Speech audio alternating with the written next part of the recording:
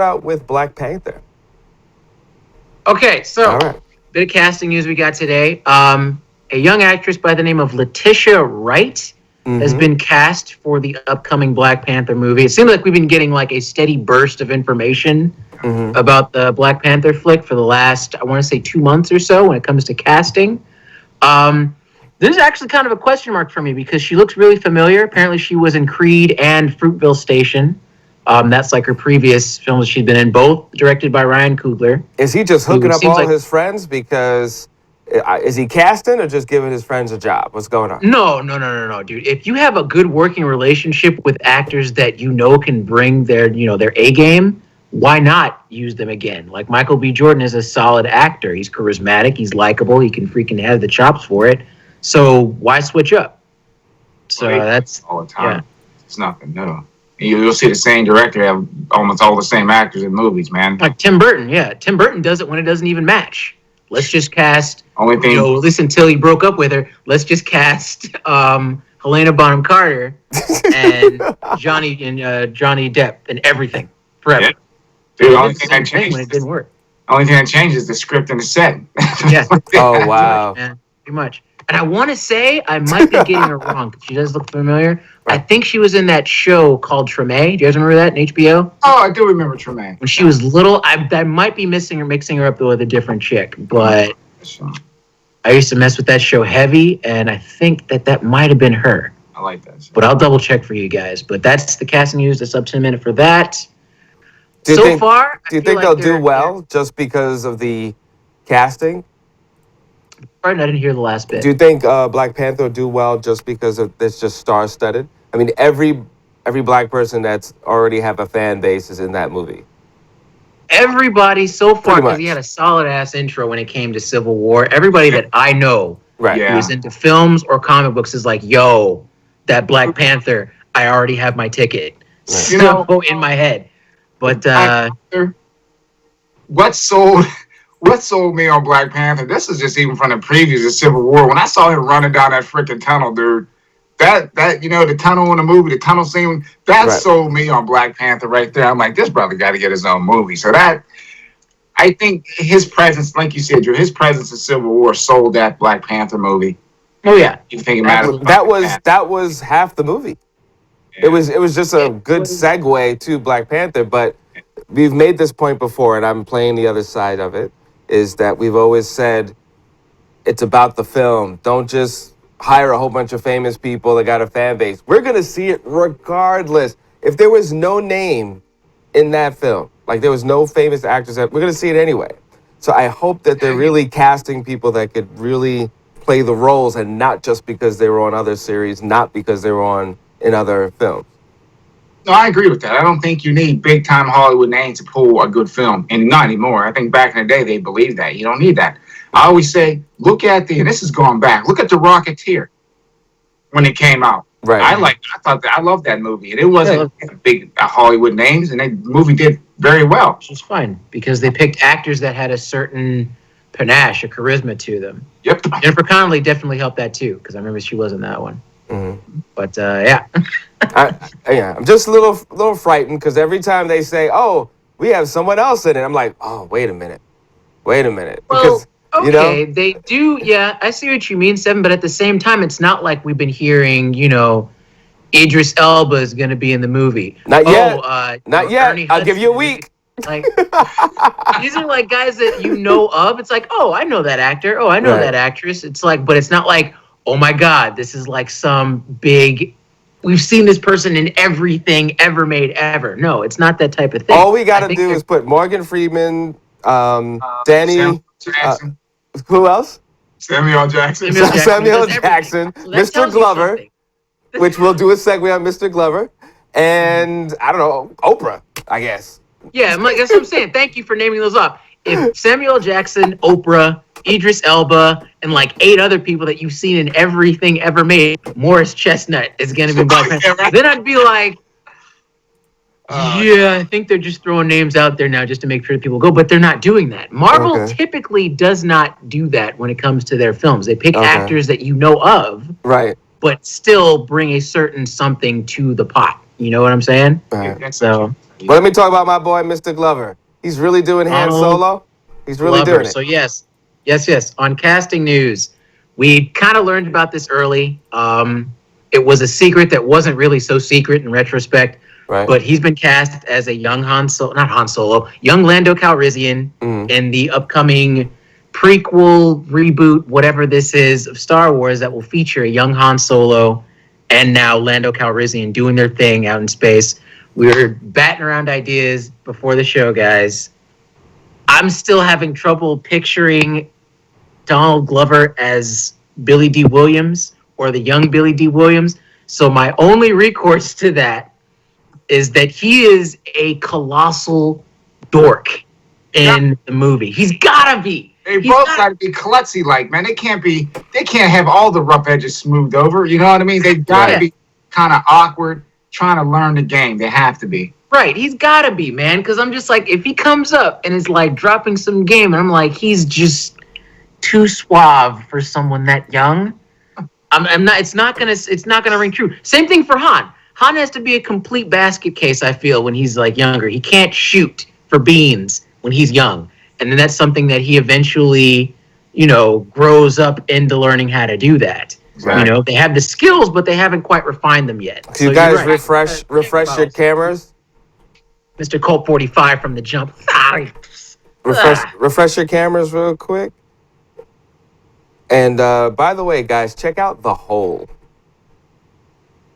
Check this out. Fix it? In the Damien Duff and John Jennings, check this out. Yes. You're frozen, Seven. I don't think I am, but no, not you. Seven's frozen on my screen. Oh yeah. Well, I mean, our last thing I heard was The Hole. Hey, let's put that back. So you're watching Eclecticka live, ladies and gentlemen. You're watching us live, and yeah, definitely check this stuff out. Yeah, so you said you check out the Hole? Yes. So, by way of our awesome guest from last week, Maya Crown Williams, she hit me up to a graphic novel that is known as The Hole. You got it. 2-day delivery. Thank you, Amazon. I sat down and burned through this book. Great read. In a sitting. It's one of the most unapologetic, unrelenting, just like grimy comics I've read possibly ever. Like John Jennings and the other fellow who wrote on it. Who's the other guy's name? I'm sorry. Duffy. I'm totally drawing a blank. John Jennings, Damien Duffy. There we go. Brain fart over. These guys put together something that I feel that any person who's just really into well-paced, raw, surreal storytelling will appreciate this. The art style really does remind me of, like, you guys remember Liquid Television from MTV back in the day? Yeah, definitely. Like in the 90s? Yeah. I was getting so many damn flashbacks of, like, being a kid at, like, 9:30 at night, knowing good and well I'm supposed to be asleep, taking the towel and shoving it underneath my door so I don't see the glow of the TV so I could watch Liquid Television like Aeon Flux. It's straight up a callback to that. And what's more, The Hole is straight up social commentary about things that are happening right now. That have been happening for years, really, but things that are going on right now as it pertains to consumerism and like cultural appropriation and issues of race and sexuality and people where they fit in society.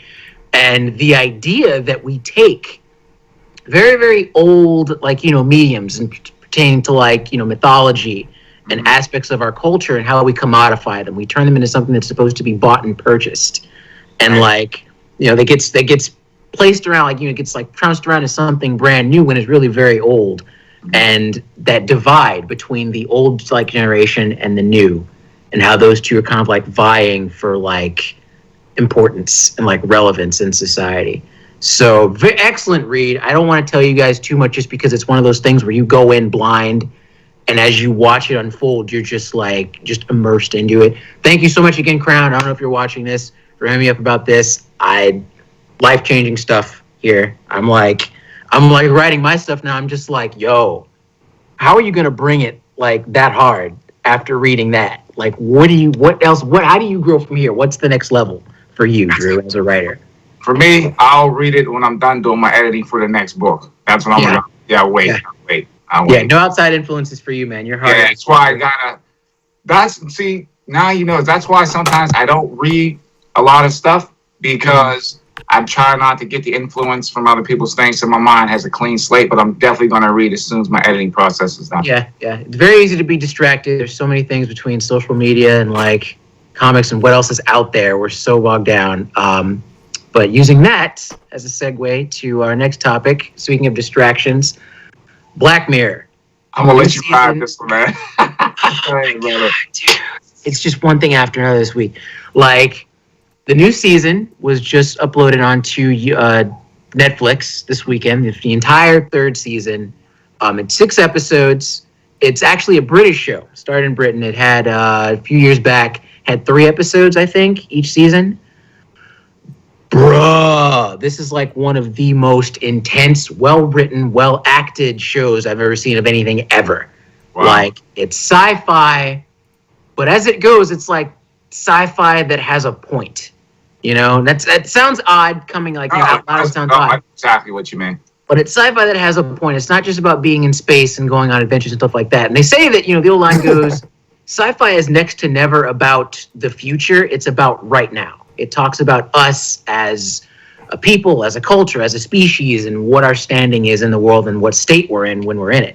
So Black Mirror is a series that totally just dives into that. It takes things that we do now and just crafts these really excellent worlds of like example. Give us an example.